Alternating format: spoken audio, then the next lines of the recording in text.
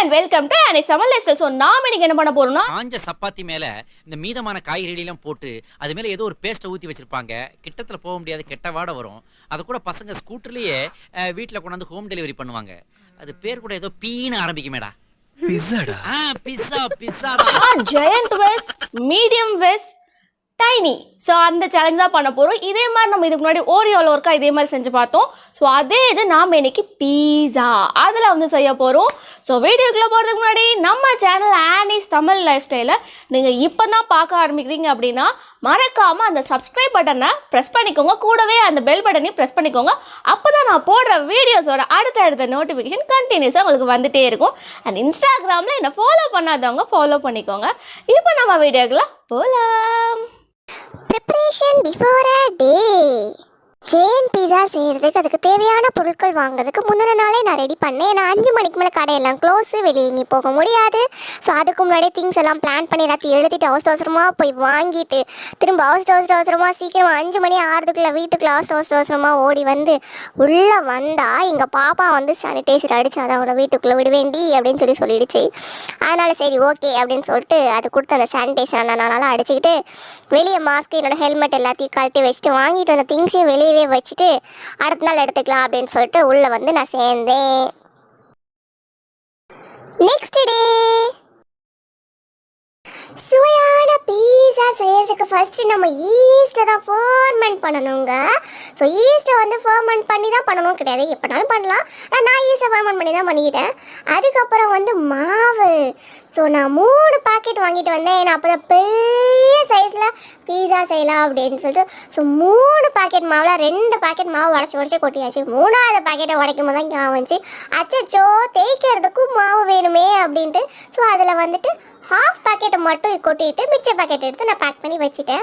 அதுக்கப்புறம் அதை நல்லா மிக்ஸ் பண்ணி விட்டுட்டு அதுக்கப்புறம் என்ன பண்ணேன்னா ஆயிலெலாம் வச்சுருந்தேன். ஸோ ஆயிலை ஊற்றிக்கிட்டேன். அதுக்கப்புறம் ஃபர்மெண்ட் பண்ணி வச்சுருக்கோம்ல ஈஸ்ட்டு, நான் ஃபஸ்ட்டே ஃபர்மெண்ட் பண்ணி வச்சேம்ல ஈஸ்ட்டு, அதையும் வந்து பக்கத்தில் தான் எடுத்து வச்சுருந்தேன். ஸோ அதையும் வந்து உள்ளே வந்து ஊற்றிக்கிட்டேன். உப்பு வந்து பத்தலையோன்னு தோணுச்சு. ஸோ எக்ஸ்ட்ராவாக கூட கொஞ்சம் உப்பு நான் வந்து போட்டுக்கிட்டேன். ஸோ எல்லாம் போட்டு நல்லா மிக்சிங்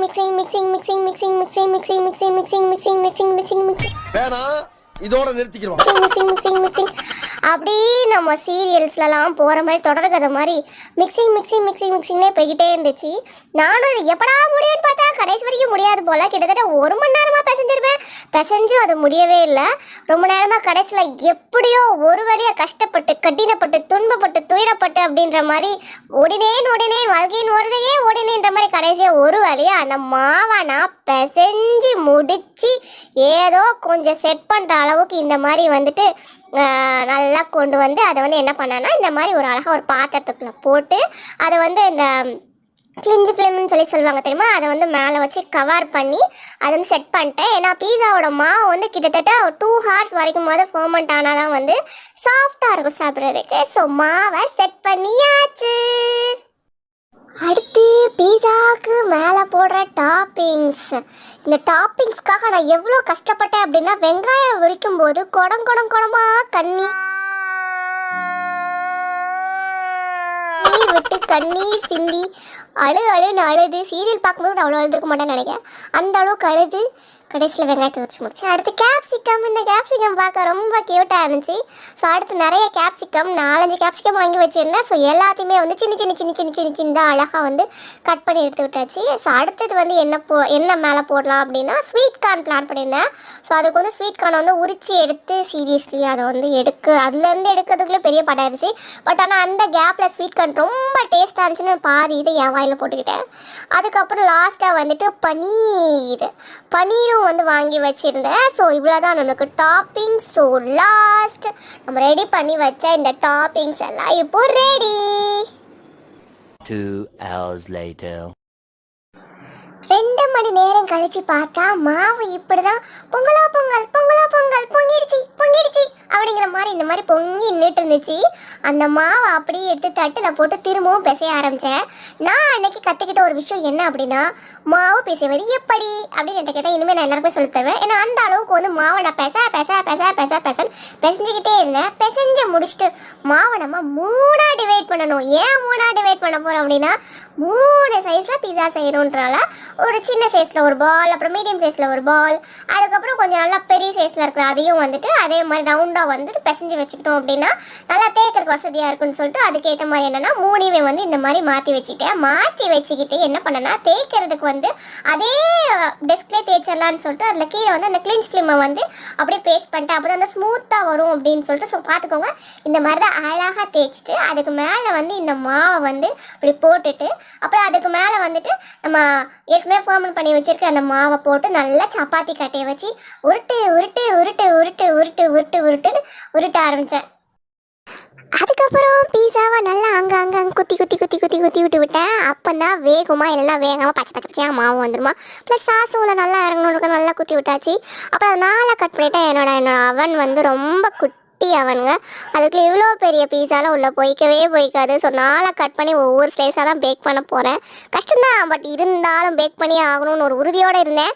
அதுக்கப்புறம் அது மேலே பீஸா சாஸ் போட்டேன். அதுக்கப்புறம் சீஸ், இது வந்து நார்மல் சீஸ், நம்ம அமுல் சீஸ் தான் ஃபஸ்ட்டு போட்டேன். எனக்கு அந்த டேஸ்ட் ரொம்ப பிடிக்கும். ஸோ அமுல் சீஸ் தான் ஃபஸ்ட் நான் போட்டேன். அதுக்கப்புறம் அது மேலே வந்து நல்லா குட்டியாக கட் பண்ணி வச்சுருந்தோம்ல வெங்காயம், அந்த வெங்காயத்தை போட்டேன். அதுக்கப்புறம் கேப்சிகம் நம்ம கட் பண்ணி வச்சுருந்த கேப்சிகம் போட்டேன். அதுக்கப்புறம் ஸ்வீட் கார்ன், அது மேலே ஸ்வீட் கார்ன் போட்டேன். அதுக்கப்புறம் கடைசியாக வந்துட்டு பன்னீரும் சின்னதாக நம்ம கட் பண்ணி வச்சுருந்தோம்ல அதையும் வந்து அது மேலே போட்டுவிட்டேன். அப்புறம் கடைசியாக நம்மளுக்கு ஹெர்ப்ஸ் இருக்குது தெரியுமா, ஹெர்ப்ஸ் வந்துட்டு போட்டோன்னா கொஞ்சம் அந்த பீஸா ஃப்ளேவர் வரும்னு சொல்லிட்டு அதை போட்டுட்டு அதுக்கப்புறம் லாஸ்ட்டாக வந்துட்டு பீஸாக்கு எக்ஸ்க்ளூசிவான அந்த இழுத்தா ஒரு மாதிரி ஊசி போன மாதிரி நீளமாக நூலாக வருமே அந்த மொசரில்லா சீஸ், அதை வந்து கடைசியாக வந்து அதையும் துருவிட்டு அதுக்கு மேலே திரும்பி இன்னும் கொஞ்சம் ஹெர்ப்ஸ் வந்து போட்டு விட்டேன். ஸோ அவ்வளோதான், இப்போ நம்ம ஜெயண்ட் பீஸா ரெடி. இப்போ இதை நம்ம பேக் பண்ண போகிறோம். இதை பேக் பண்ணுற டைமில் வந்து நம்ம மீடியம் சைஸ் பீஸாவும் டைனி பீஸாவும் செஞ்சுக்க போகிறேன். நம்மளோட ஜெயண்ட் பீஸா அடுப்பில் தகன்னு செம்மையாக மாசாக வெந்துட்டு இருக்கும் போதே டைனி பீஸாவும் மீடியம் சைஸ் பீஸாவும் ரெடி பண்ணிக்கலாம்னு சொல்லி பிளான் பண்ணேன். ஸோ அதுக்கு தான் ஃபஸ்ட்டு நம்ம செஞ்ச அதே ப்ரொசீஜர் மாதிரி தான் ஃபஸ்ட் மாவு போட்டுட்டு ரவுண்டாக தைச்சிட்டு நான் அந்த அளவுக்கு ஜெய்ஜாண்டிக்கா பெப்பர் பேன் பெருசாக வந்து விரிக்காமல் சின்னதாக வந்து க்யூட்டாக வந்து ரெண்டையுமே வந்து அழகாக வந்து விரிச்சிட்டு அதே ப்ரொசீஜர் தான். ஸோ கீழே வந்துட்டு அழகாக வந்து சாஸை தடவிட்டேன். அப்புறம் அதுக்கு மேலே வந்துட்டு சீஸை துருவி போட்டுக்கிட்டேன். அதுக்கப்புறம் இந்த வெங்காயம், அதுக்கப்புறம் கேப்சிகம், ஸ்வீட் கார்ன், அதுக்கப்புறம் பனீர் அப்படின்னு சொல்லிட்டு எல்லா டாப்பிங்ஸும் போட்டு செம்மையாக வந்து அது வந்து நார்மலாக பிஸா ரெடி பண்ணுவோம் பண்ணிட்டு இருக்கேன். ஸோ எதுக்கு ஆனியன்ஸ்லாம் போட நான் இந்தியன் ஸ்டைல், அதாவது என் டேஸ்ட்டுக்கு வந்து இந்த மாதிரி இருந்தால் பிடிக்கும்னு எதை நினச்சேனோ அந்த ஃப்ளேவரில் தான் அந்த டேஸ்ட்டில் நான் பண்ணிகிட்டு இருந்தேன். சும்மா அந்த மெக்சிகன் ஸ்டைல், இட்டாலியன் ஸ்டைல் எனக்கு அதான் சுத்தமாக எனக்கு தெரியாது. நான் அந்த மாதிரிலாம் நான் பண்ணிக்கவே மாட்டேன். எனக்கு தெரிஞ்ச ஏதாவது ஸ்டைலாக நான் இந்தியன் ஸ்டைலில் நான் தான் பண்ணிகிட்டு இருக்கேன். அதுவே வந்து நல்லா சிறப்பாக தான் வரும் அப்படின்னு நம்பிட்டு இருக்கேன். எனக்கு செஞ்சு முடிக்கிறதுல எனக்கு பெண்டு நிமிந்துச்சு. சீரியஸ்லி எனக்கு பயங்கர பேக் பெயினே வந்துச்சு. ஏன்னா ஹோல் ப்ரிப்ரேஷன் ப்ளஸ் கேமரா ரெக்கார்டிங்கும் நானே பண்ணணும் அப்படின்றப்போ சத்தியமாக கொஞ்சம் நொந்துக்கிட்டேன். பட் இருந்தாலும் நம்ம வந்து நம்மளோட அந்த எனர்ஜியை வந்து விட்டுறக்கூடாது, எப்படி சக்ஸஸ்ஃபுல்லாக அதை செஞ்சே தீரணும் அப்படின்னு சொல்லிட்டு திரும்பவும் என்னை பூஸ்டப் பண்ணிவிட்டு திரும்பவும் சீரியஸாக சின்சியராகவும் வந்து ப்ரிப்பேர் பண்ண ஆரம்பித்தேன். ஸோ ஒரு வழியாக வந்துட்டு இதை செஞ்சு முடித்தேன். ஸோ ஆக்சுவலாக வந்துட்டு நான் ஒரு பெரிய பீஸா ஃபேன்லாம் கிடையாது. எனக்கு வந்து சும்மா ஸ்நாக் டைமுக்கு சாப்பிட பிடிக்குமே தவிர வந்துட்டு ஒரு பெரிய பீஸா ஃபேன்லாம் நான் ஒன்றும் கிடையாது. ஸோ ரெடி ஆகிடுச்சு, நம்ம மீடியம் சைஸ் பீஸாவும் ரெடி ஆகிடுச்சு, குட்டி சைஸ் பீஸாவும் ரெடி ஆகிடுச்சு. ஸோ இது வந்து பேக் பண்ணுறதுக்கு நான் வந்து இப்போ வைக்க போகிறேன். அதுக்கு முன்னாடியே வந்து நம்ம ஜெயண்ட் பீஸா வந்து இங்கே ரெடி ஆகிடுச்சு. இங்கே பாருங்கள், ஆக்சுவலாக அந்த கலரே வந்து செம்மையாக வந்து இருந்துச்சு. நான் எதிர்பார்க்கவே இல்லை, க்யூட்டாக இருந்துச்சுல்ல. ஸோ அவ்வளோதான், இப்போ நம்ம ஜெயண்ட் சைஸ் பீஸா ரெடி, நம்ம medium size pizza ready, tiny பீஸாவும் ரெடி. ஸோ இதெல்லாம் நீங்கள் க்ளோஸ்அப் வியூவில் வந்து நீங்கள் பார்த்துருக்க மாட்டீங்க. ஸோ க்ளோஸ் வியூலையும் உங்களுக்கு வந்து நான் இப்போ காட்டுறேன் இது எப்படி இருக்குது அப்படின்ட்டு. ஸோ இப்படி தான் இருக்கும். நார்மலாக நம்ம ஷாப் சைஸில் இருக்கிற அந்த பீஸா தான் மீடியம் சைஸ் பீஸா வந்து நான் ப்ரிப்பேர் பண்ணியிருக்கேன். ஸோ எல்லாமே ரெடி. ஸோ இப்போ நம்ம பீஸா பார்ட்டி பண்ண போகிறோம்.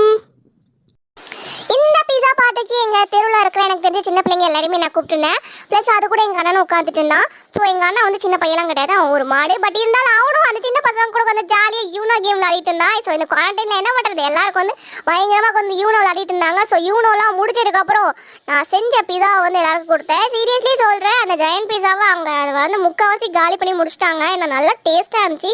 அப்படிங்க லேபர்களே, சமைச்ச பூரா நீங்களே சாப்பிட்டு நீங்களே கடையை போட்டுட்டு போங்க. ஒரு மாசமா இதே வேலையாளுங்க. சூப்பரா வந்து இருந்துச்சு. ஸோ எல்லாருக்குமே பிடிச்சிருந்துச்சு. காலி பண்ணி முடிச்சிட்டாங்க. அடுத்து என்னோட டேன். நான் சாப்பிட வேண்டாமா? நான் செஞ்ச பீஸாவை நானே சாப்பிடலாம் எப்படி? ஸோ நான் வந்து டைனி பீஸா தான் ஃபர்ஸ்ட் எடுத்தேன். எனக்கு அது க்யூட்டா இருந்துச்சா, ஸோ அதை ஃபர்ஸ்ட் சாப்பிடுவோம் அப்படின்னு சொல்லிட்டு அதை எடுத்தேன். கச்சி சாப்பிட்டா செம்ம. சான்ஸே இல்லை, கடையில் வாங்குற பீஸா கூட இந்த அளவுக்கு டேஸ்ட்டாக இருக்குமான்னு தெரியலங்க. நான் செஞ்ச பீஸா எனக்கே பிடிச்சிருந்துச்சுன்னா பாருங்களேன், அப்போ எந்த அளவுக்கு டேஸ்ட்டாக இருந்திருக்கும் அப்படின்ட்டு. நம்ம யார் வம்புக்கும் போறது இல்ல, யார் தும்புக்கும் போறது இல்ல. நம்ம உண்டு, நம்ம சோழி உண்டுன்னு போயிடுறது.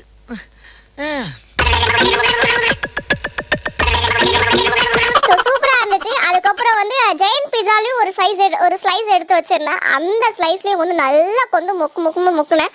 டேஸ்டா இருந்துச்சு, சூப்பரா இருந்துச்சு, நல்லா என்ஜாய் பண்ணேன். நமக்கு சோறு தான் முக்கியம். அவன் உருவத்தை பார்த்து தப்பு கணக்கு போட்டான். கடைசியா அட்லாஸ்ட் நம்ம சக்சஸ்ஃபுல்லா இந்த ஜெயின் பீஸா சேலஞ்சை கம்ப்ளீட் பண்ணிட்டோம். சூப்பராகவும் செமையாகவும் ஜெயின் பீஸா செஞ்சிட்டோம். ஸோ ஓகே மக்களே, இன்னைக்கு நம்ம பண்ண அந்த சேலஞ்ச் உங்களுக்கு ரொம்ப பிடிச்சிருந்துச்சு அப்படின்னா மறக்காம நம்ம சேனல் ஆனிஸ் தமிழ் லைஃப் ஸ்டைலை சப்ஸ்கிரைப் பண்ணிக்கோங்க, லைக் பண்ணுங்க, உங்கள் ஃப்ரெண்ட்ஸ் எல்லாருக்கும் ஷேர் பண்ணி விடுங்க. அண்ட் இன்ஸ்டாகிராமில் என்ன ஃபாலோ பண்ணாதவங்க ஃபாலோ பண்ணிக்கோங்க. ஸோ இன்னைக்கு வீடியோவில் தான். தேங்க்யூ.